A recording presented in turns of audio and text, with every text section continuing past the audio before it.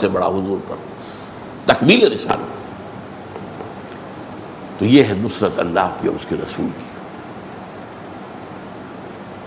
تاکہ اللہ دیکھ لے کون ہے مددگار اس کے اور اس کے رسول کے۔ یہ ہے ولایت کا تعلق۔ اب اس ایسے ولی کے خلاف جو بھی بغض رکھے گا، عداوت رکھے گا، دشمنی کرے گا، اللہ کی طرف سے اعلان جنگ ہے۔ یہ تو ظاہر بات ہے، یہ تو مروت کا تقاضا ہے، شرافت کا تقاضا ہے۔ اگر ایک شخص اللہ کی حمایت میں لگا ہوا ہے تو اس کے دشمن جو اللہ کے دشمن ہو گئے۔ فقط آذنتہ بالحرب، اگرچہ اس میں یہ نہیں ہوتا کہ آنے واحد میں ختم کر دیے جائیں۔ یہ نہیں ہوا مکے میں کہ جیسے ابو جہل نے حضور پر زیادتیاں شروع کی فوراً ختم کر دیا گیا، نہیں، اللہ کی اپنی سنت ہے۔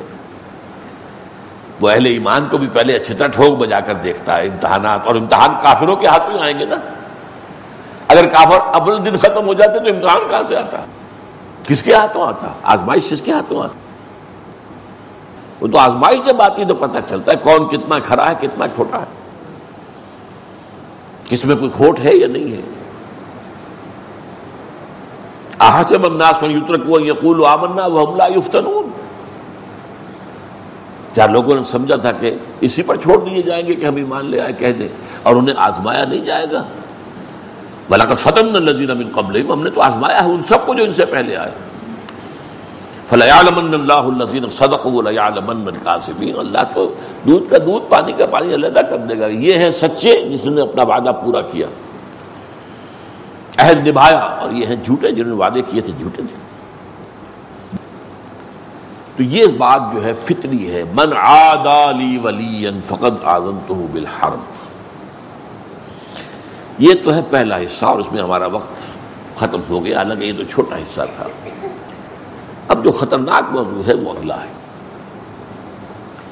اس میں ایک بہت عظیم مسئلہ سامنے آ رہا ہے، اس کا سمجھنا بہت ضروری ہے۔ تقرب الی اللہ کے دو مراحل بیان کیے اس حدیث میں۔ فرمایا وَمَا تَقَرَّبَ إِلَيَّ عَبْدِي بِشَيْءٍ أَحَبَّ إِلَيَّ مِمَّا افْتَرَضْتُهُ عَلَيْهِ، میرا بندہ جب میرا قرب حاصل کرنے کی کوشش کرتا، تقرب جو ہے باب تفاعل ہے، محنت سے کوئی کام کرنا، کوئی چیز حاصل کرنا محنت کے ساتھ، تقرب تعلم علم حاصل کرنا محنت کے ساتھ، مسلسل پہم جد و جہد کے ساتھ۔ من تقرب الی عبدی ما تقرب الی عبدی بشیء احب الی مما افترضته علیہ، میرا بندہ جب میرا قرب حاصل کرتا ہے تو جن چیزوں سے حاصل کرتا ہے ان میں مجھے محبوب ترین وہ ہیں کہ جو میں نے اس پر فرض کر دی۔ اس کے برعکس وَمَا يَزَالُ عَبْدِي يَتَقَرَّبُ إِلَيَّ بِالنَّوَافِلِ، اور نہیں ہوتا یہ کہ میرا بندہ میرا قرب حاصل کر رہا ہو نوافل کے ذریعے سے،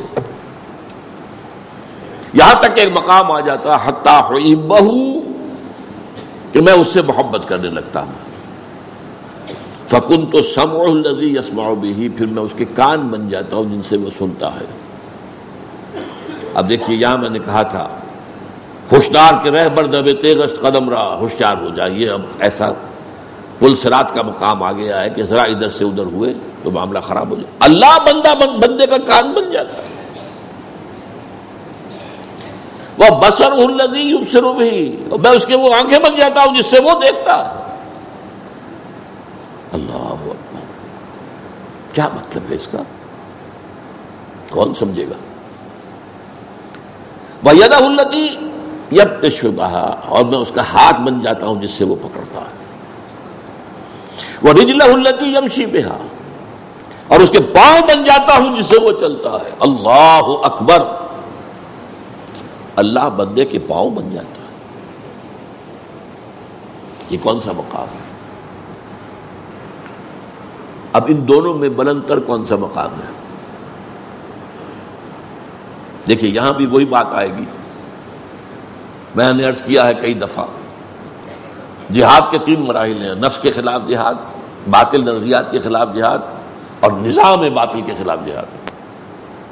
سب سے اونچا کون سا ہے؟ نظام باطل کے خلاف جہاد. اہم ترین کون سا ہے؟ نفس کے خلاف جہاد. ایو الجہاد افضل، افضل ترین جہاد وہ ہے نچلا والا، پہلی منزل کا. اس لیے کہ پہلی منزل ہوگی تو دوسری بنے گی، دوسری ہوگی تو تیسری بنے گی. اسی طرح یہاں پر بھی وہی، اب اس کو فوری کنٹراسٹ کہیے، تضاد نہیں، لیکن یہ کہ فوری طور پر ایک کنٹراسٹ تھا سامنے آتا. سب سے محبوب تو ہے فرائض کے ذریعے سے تقرب حاصل کرنا، محبوب وہ ہے. سب سے بلند یہ ہے. اب اس میں پہلی بات تو سمجھنے کی یہ ہے کہ اللہ سے تقرب کے معنی کیا ہے. کیا اللہ کہیں دور ہے؟ وہ سیڑھی چڑھ کے جانا پڑے گا اس کے پاس؟ یہ تو نہیں ہے. وہ تو میں نے آیت آپ کو سنا دی، سورہ قاف، وَلَقَدْ خَلَقْنَا الْإِنسَانَ وَنَعْلَمُ مَا تُوَسْوِسُ بِهِ نَفْسُهُ وَنَحْنُ أَقْرَبُ إِلَيْهِ مِنْ حَبْلِ الْوَرِيدِ. ہم نے ہی انسان کو پیدا کیا، ہمیں معلوم ہے اس کا نفس اندر سے کیا وسوسہ اندازی کرتا رہتا ہے. یہ نفس امارہ، ان النفس لامارۃ بالسوء، وی نو اٹ.